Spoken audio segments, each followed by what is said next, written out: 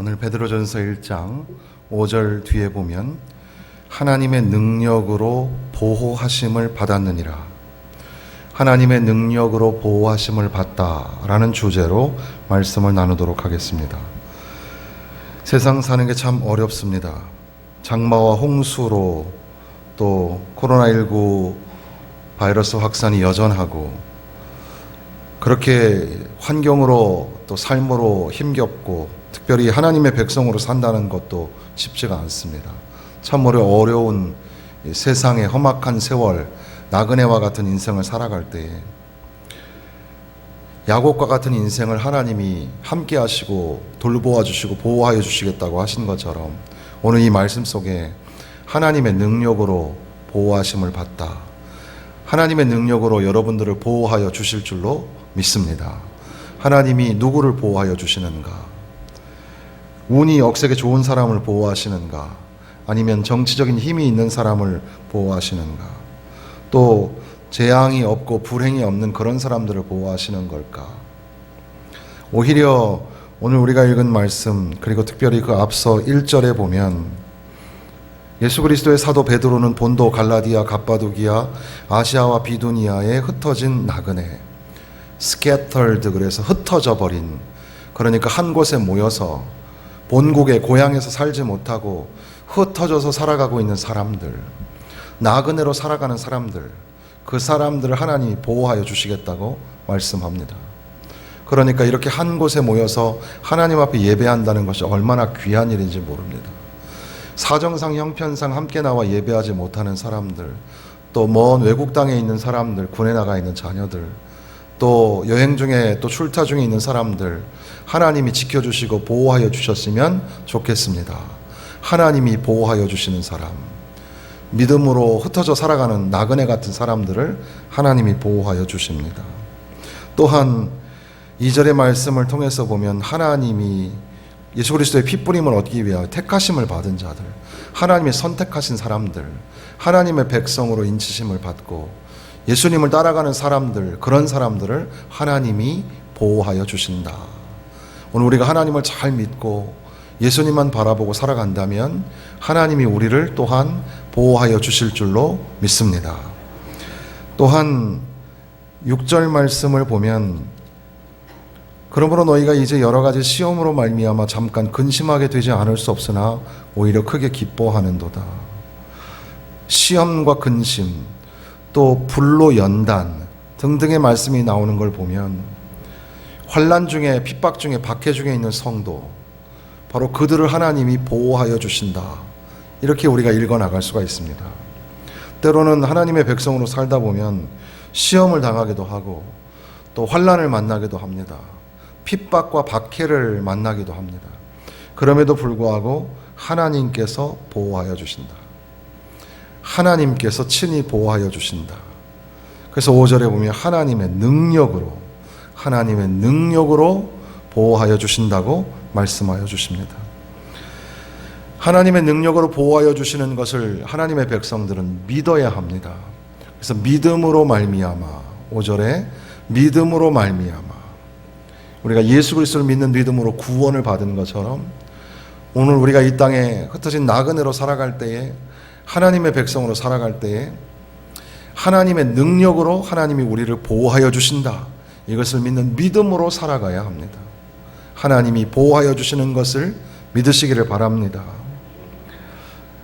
왜 우리를 보호하여 주실까? 우리를 보호하여 주시는 이유는 무엇일까? 근전 문맥으로 보면 너희는 말세에 나타나기로 예비하신 구원을 얻기 위하여 우리를 보호하여 주신다. 우리가 예수님을 믿었던 그 순간에 이미 우리는 구원을 받았습니다. 과거 시제로 구원을 받았습니다.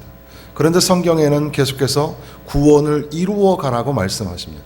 그러니까 오늘 우리는 계속해서 구원을 이루어가는 과정 속에 있고, 또한 궁극적으로 천국에 가서 하나님을 배웁고 하나님을 만날 때 우리는 구원의 완성이 무엇인지를 알게 될 것입니다. 그러니까 과거로 또 현재로 또 미래 시제로 구원을 이루어가는 그런 과정을 우리는 경험하는 중에 있습니다. 이 구원을 얻게 하시려고 구원이 우리 가운데 새겨지고 구원을 누리게 하시려고 하나님은 우리를 끝까지 보호하여 주신다는 겁니다. 하나님의 보호하심을 믿으시기를 바랍니다. 또한 하늘의 유업을 얻기 위하여 하나님은 우리를 보호하여 주시는 겁니다. 하늘의 유업의 특징이 무엇입니까? 4절에 보면 썩지 않고 더럽지 않고 쇠하지 아니하는 유업을 있게 하시나니. 우리가 이 땅에 살아가면서 우리가 경영하고 이끌어가야 할 유업이 참 많습니다. 우리 개인의 건강에서부터 개인의 삶의 자리가 그렇고 우리 가정이 그렇고 자녀 손이 그렇습니다. 우리의 직장이 또한 그렇고 실제 사업을 운영하시는 사업가, 경영하시는 분들도 계실 겁니다. 여러분들의 모든 그 경영하는 사업들, 기업들이 형통하고 잘 되시기를 주님의 이름으로 축원합니다. 그러나 이 땅에 살아가는 그 모든 유업과 기업은 사라지는 것이고 쇠하여지는 것이고 변하는 겁니다. 그런데 변하지 아니하고 쇠하지 아니하고 썩지 아니하고 더럽지 아니한 거룩한 하늘의 유업, 그 유업을 우리에게 주시고자, 그 쇠하지 않고 썩지 아니하는 하나님의 유업이 있어도 그 유업을 받을 사람이 없으면 그러면 아무 의미가 없죠. 그러므로 그 하늘의 유업, 그 귀한 유업을 잊게 하시려고, 우리에게 주어서 풍성하게 누리게 하시려고 우리를 끝까지 인도하여 주시고 보호하여 주신다고 말씀하시는 겁니다. 그러니까 하나님이 나를 보호하여 주실 거야. 하나님이 우리를 보호하여 주실 거야. 왜냐하면 우리를 구원하여 주시기 위함이고 또한 하늘의 유업을 우리에게 주실 건데, 하늘의 유업은 썩지도 않고 더럽지도 않고 쇠하지도 아니하는 그런 유업을 우리에게 주시고자 우리를 보호하여 주시는 거야. 그런 소망이 우리에게 있습니다. 그것이 바로 3절 끝에 산소망이라고 기록하고 있습니다. 산소망을 가지고 있기 때문에 예수 그리스도의 죽으심과 부활로 말미암아 우리에게 주어진 산소망, 하늘에 쇠하지도 썩지도 더럽지도 아니한 하늘의 유업을 우리에게 주시고자, 우리를 구원하여 주시고자, 하나님의 능력으로 우리를 보호하여 주시는 바로 그 믿음과 그 소망이 있어서, 그래서 도리어 이제 하나님을 찬송하리로다. 3절의 시작이 하나님을 찬송하리로다 이렇게 되어 있습니다. 하나님을 찬양하는 것, 이것이 참 귀합니다. 우리가 살다가 힘든 일을 당하면, 갑자기 모든 것들이 무너져 내리면 주저앉고 지치고 쓰러집니다. 그런데 참 희한한 건 찬양을 듣다가 또 찬양을 하다가 새 힘을 얻게 됩니다. 또 찬양하다가 기도하다가 새로이 능력을 얻게 되고 또 일어나게 됩니다. 그 찬양은 단순한 노래가 아니고 단순한 음악이 아닙니다. 찬양은 우리에게 하나님의 능력을 체험하게 하는 아주 귀한 통로가 됩니다. 그래서 신기하게도 우리는 하나님께 찬송을 부르게 됩니다. 그저 모든 게 형통하고 좋아서가 아니라 비록 흩어진 나그네로 살고 또 핍박을 받는 중에 있을지라도, 특별히 하나님의 백성이기 때문에 당하는 그런 곤고함도 있습니다. 그럼에도 불구하고 하나님 앞에 찬양을 올려드리는 것, 찬송을 하는 것, 그것이 얼마나 귀한지 모릅니다. 예수님을 바라보면서, 예수님을 생각하면서 예수님 안에서 산소망을 끌어안고, 그리고 오늘 우리에게 약속하신 기업, 썩지도 않고 더럽지도 않고 쇠하지도 아니하는 유업을 바라보면서 소망하면서 우리에게 구원의 완성을 이루어 주시고자 하나님의 능력으로 우리를 보호하여 주신다. 하나님이 우리를 보호하여 주심을 믿으면서 힘내어 찬양하며 사시기를 주님의 이름으로 축원합니다. 시편 23편의 시인 다윗은 사망의 음침한 골짜기 다닐지라도 해를 두려워하지 않는다고 고백합니다. 왜냐하면 우리에게 목자가 되시는 주님께서, 그 주님의 지팡이와 막대기가 우리를 보호하여 주시기 때문입니다. 목자가 우리를 인도하여 주시고 함께하여 주시는 것, 그것은 보호하심이고, 특별히 지팡이와 막대기가 안위하시다라는 말은 보호하여 주신다라는 말입니다. 안위하다라는 말의 메타포는 격려하다이고 또 상담하다라는 뜻도 가질 수 있겠습니다. 그러므로 우리가 조금 더 적용해 보면, 우리가 누군가를 격려하거나 또 누군가를 상담한다고 할 때 항상 그 마음의 기본 바탕은 그 사람을 환자로 생각하는 게 아니라 그 사람을 보호하는, 보호하는 마음을 가지고 격려해 주어야 합니다. 우리가 자녀들이나 아이들이나 또 여러 사람들을 우리가 대하면서 격려하고 상담할 때 우리의 가진 충만한 지혜를 나누어주고 소개하는 게 아니라 그를 보호하려는 마음을 가지고 하나님의 보호하심을 가지고 그분을 격려하고 상담하고 위로하여 주는 겁니다. 하나님의 보호하심. 그래서 다윗은 하나님이 함께하여 주시는 것을 하나님의 보호하심으로, 그래서 비록 음침한 사망의 골짜기에 있어도 두려워하지 않겠노라고 고백을 하는 겁니다. 성경에서 인도하시다, 함께하시다, 이것도 다 보호하다라는 의미로 해석할 수 있으며, 또 지키다라는 말, 영어의 keep이라는 말은 곧잘 우리는 보호하다라는 말로 번역할 수가 있습니다. 그런데 실제 개역개정에서 보호하다라는 말로도 성경에는 참 많이 나옵니다. 그것은 하나님이 우리를 보호하여 주시기를 원하시고, 또한 하나님의 성품이 하나님은 우리를 보호하여 주시는 분이라고 선언하시는 겁니다. 출애굽기 23장 20절에 보니까 내가 사자를 내 앞서 보내어 길에서 너를 보호하며 너를 내가 예비한 곳에 이르게 하리니, 하나님께서는 길에서 우리를 보호하여 주신다고 말씀하십니다. 참 길에서 보호하여 주신다는 게 참 얼마나 귀한지 모릅니다. 우리가 살아가는 인생길에서 하나님이 예비한 곳에 이를 때까지 하나님이 우리를 보호하여 주시는 줄로 믿습니다. 신명기 32장에 보면 여호와께서 그를 황무지에서 짐승이 부르짖는 광야에서 만나시고 호위하시고 보호하시며 자기의 눈동자같이 지키셨도다 말씀하십니다. 하나님은 우리를 황무지에서 또 짐승이 울부짖고 있는 광야에서 우리를 만나주시고 호위하여 주시고 보호하여 주시고 눈동자같이 지켜주시는 것을 믿으시기를 바랍니다. 베냐민을 향하여 축복하는 말씀에 보면 여호와의 사랑을 입은 자는 그 곁에 안전히 살리로다. 여호와께서 그를 날이 마치도록 보호하시고 그를 자기 어깨 사이에 있게 하시리로다. 날이 마칠 때까지 보호하여 주신다고 말씀합니다. 하루가 시작하고 하루가 다 갈 때까지 하나님이 우리를 보호하여 주시는 줄로 믿습니다. 역대하 32장 22절에 보면 이와 같이 여호와께서 히스기야와 예루살렘 주민을 아수르 왕 사느립의 손과 모든 적국의 손에서 구원하여 내사 사면으로 보호하시며, 하나님은 적국의 손에서 보호하여 주시고 사면으로 보호하여 주신다. 동쪽으로 피해야 할지 서쪽으로 피해야 할지 동서남북이 다 막혀 있을 때 눈을 들어 산을 보라. 너의 도움이 어디서 올까?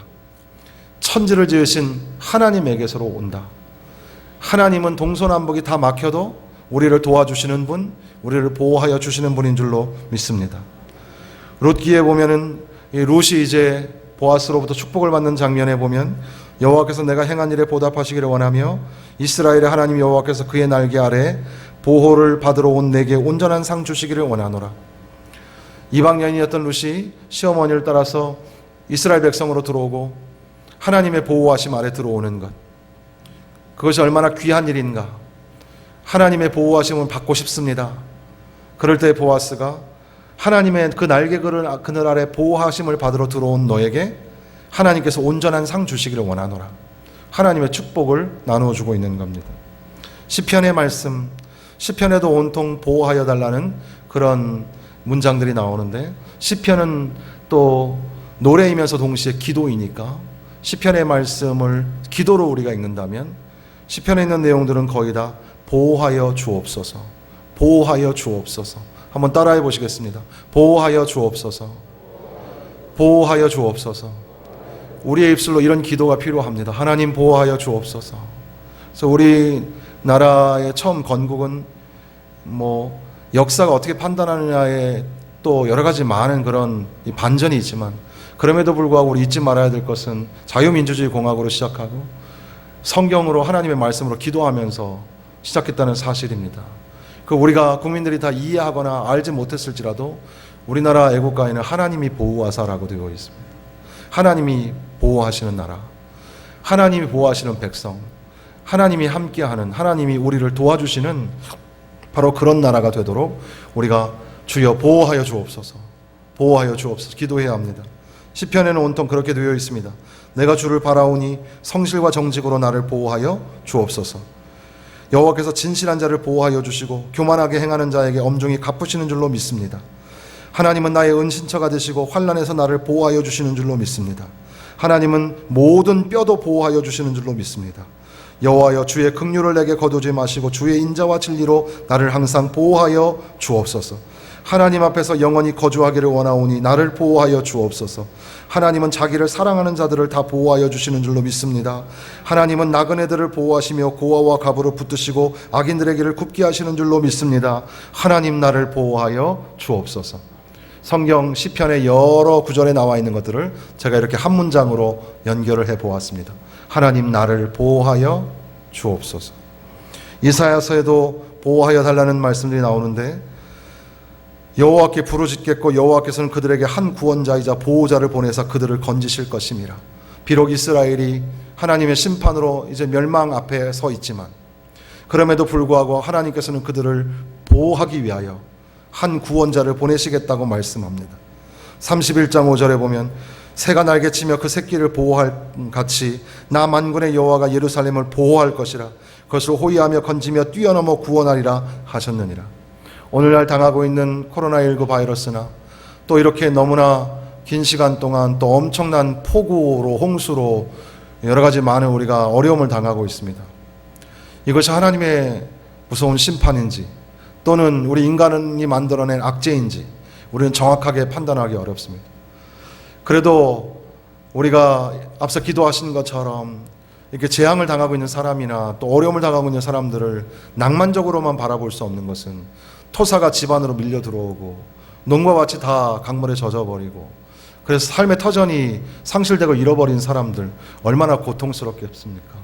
우리가 그들을 불쌍히 여기고 기도하는 마음, 또 기도로 동역하는 마음이 필요하고, 이렇게 이 아시아 쪽에 물피해로 온 나라들이 어려움을 당하고 있는 반면에 서유럽, 유럽 국가는 지금 폭염으로 40도가 넘는 열기로 모든 빙하와 빙산이 녹아내리져 가고, 또 프랑스는 800km가 넘는 교통체증으로 더위를 피해서 도망하는, 피난 가는 사람들의 행렬로 지금 힘겨워하고 있는, 온 세상에 이렇게 어려움이 있죠.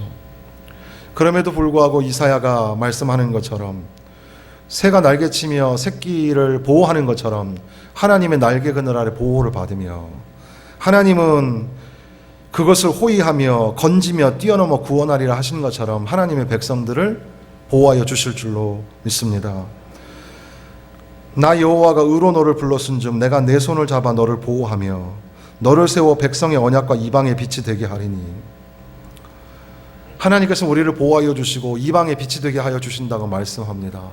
새벽 말씀 다니엘서를 읽었는데, 다니엘이 그렇게 여러 가지 많은 이 무고함에 고발을 당하여서 죽게 되는, 사자굴에 들어가는 위험 속에서도 다니엘은 사람들 앞에 보란듯이 위층으로 올라가서 창을 열어놓고 기도를 합니다. 예루살렘이 이미 회파되었음에도 불구하고 예루살렘을 향하여서 기도하였던 다니엘, 다시 성전이 세워지고 성전이신 예수 그리스도를 바라보는 마음으로 기도하는 다니엘. 다니엘이 이제 그 다리오 왕의 어떤 도움으로 또 해결이 안 돼서 결국에는 사자굴에 들어가게 되고, 그런데도 불구하고 하나님께서는 천사들을 보내셔서 사자의 입을 막으시고 다니엘을 보호하여 주십니다.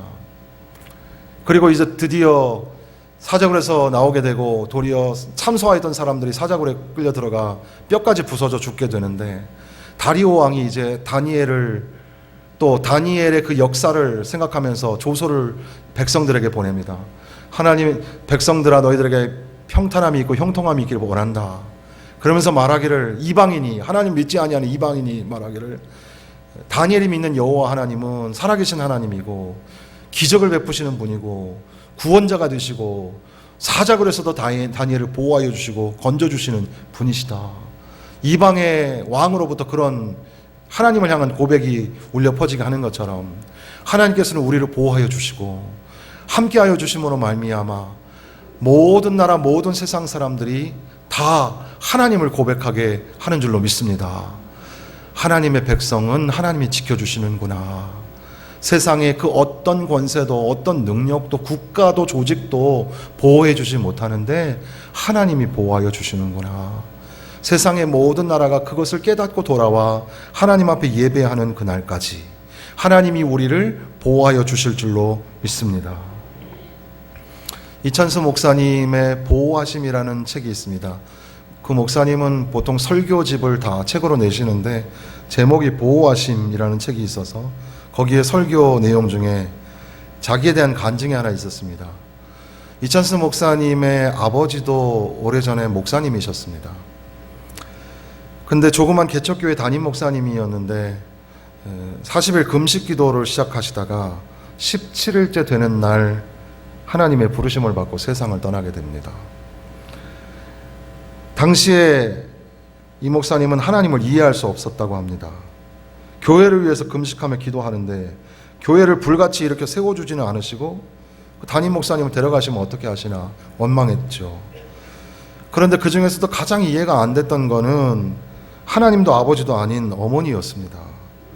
목사인 남편이 그토록 싸늘한 시신이 되어 돌아왔는데 보통 사람 같으면 목사라는 직분에 대해 회의감이 들었을 텐데 근데 그때부터 어머니는 계속해서 자꾸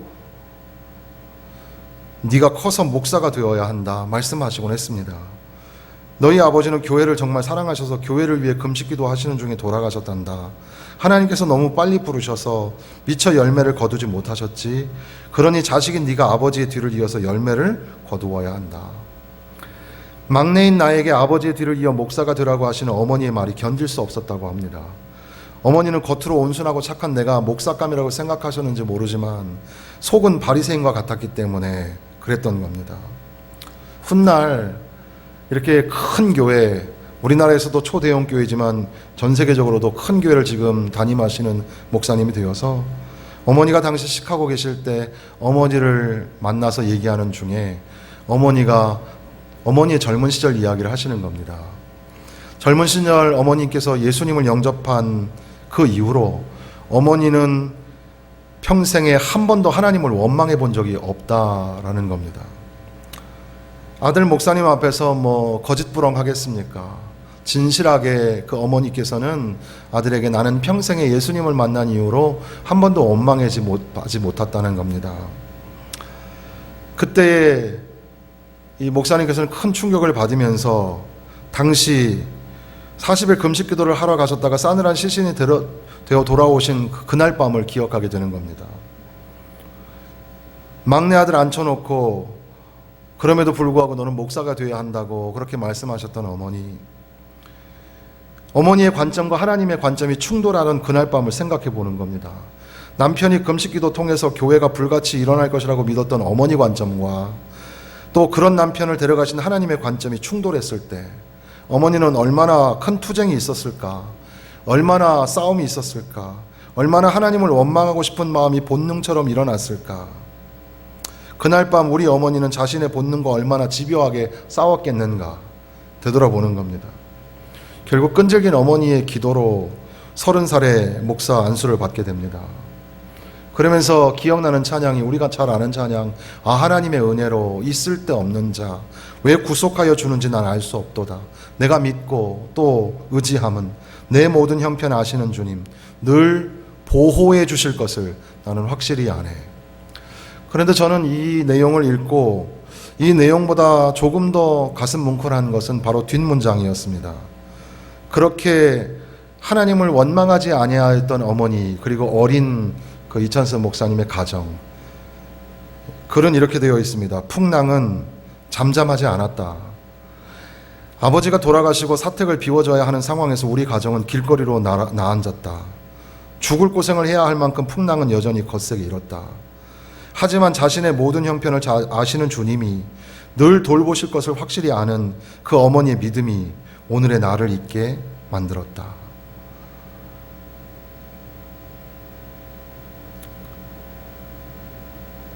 우리가 부르는 복음성가 우리 지휘자님께서 오늘 불러주신 찬양 가사인데, 보라 너희는 두려워 말고 보라, 너희를 인도한 나를 보라, 너희는 지치지 말고 보라, 너희를 구원한 나를, 너희를 치던 적은 어디 있느냐, 너희를 억누르던 원수는 어디 있느냐, 보라 하나님의 구원을 보라, 보라 하나님의 능력을 보라, 보라 너희를 위해서 싸우시는 하나님의 손을 보라. 하나님의 손을 보라. 하나님은 우리를 지켜주시는 줄로 믿습니다. 하나님은 우리와 함께 하시는 줄로 믿습니다. 우리를 구원하시는 하나님의 능력이 우리를 보호하여 주시는 줄로 믿습니다. 흩어질 수밖에 없는 세상, 영적으로, 사회, 문화적으로, 상황적으로 박해와 핍박 중에 있는 상황, 참 교회 나오는 것조차도 힘겹고 어렵지요. 비가 이렇게 막 쏟아지니 교회 나가는 것이 참 옳을까? 코로나19 바이러스가 교회에서 확산된다고 하는데 이렇게 하는 게 옳을까? 환경적으로, 상황적으로, 영적으로 우리는 참 여러 가지 많은 도전과 박해 속에 있습니다. 그럼에도 불구하고 우리는 순례자로 살아가고 나그네로 살아가는 여정 속에 있는 겁니다. 그런데 하나님께서는 하늘의 유업, 썩지도 않고 더럽지도 않고 쇠하지도 아니하는 그런 유업을 우리에게 품어주시고 누리게 하시려고, 우리에게 구원을 얻게 하시려고 하나님의 능력으로, 하나님의 구원으로 우리를 보호하여 주신다고 말씀하십니다. 그러므로 우리는 그러한 소망을 가지고, 그러한 믿음을 가지고 찬송하며 살아가야 하는 것입니다. 사랑하는 성도 여러분, 하나님이 여러분들을 보호하여 주시기를 원합니다. 하나님 보호하여 주옵소서 기도하며 하나님의 능력으로 우리를 보호하여 주시는 것을 믿는 믿음으로, 하늘의 유업을 잊게 하실 소망으로 예수 그리스도를 바라보면서 이 험한 세상에 승리하시기를 주님의 이름으로 축원합니다. 전능하신 하나님,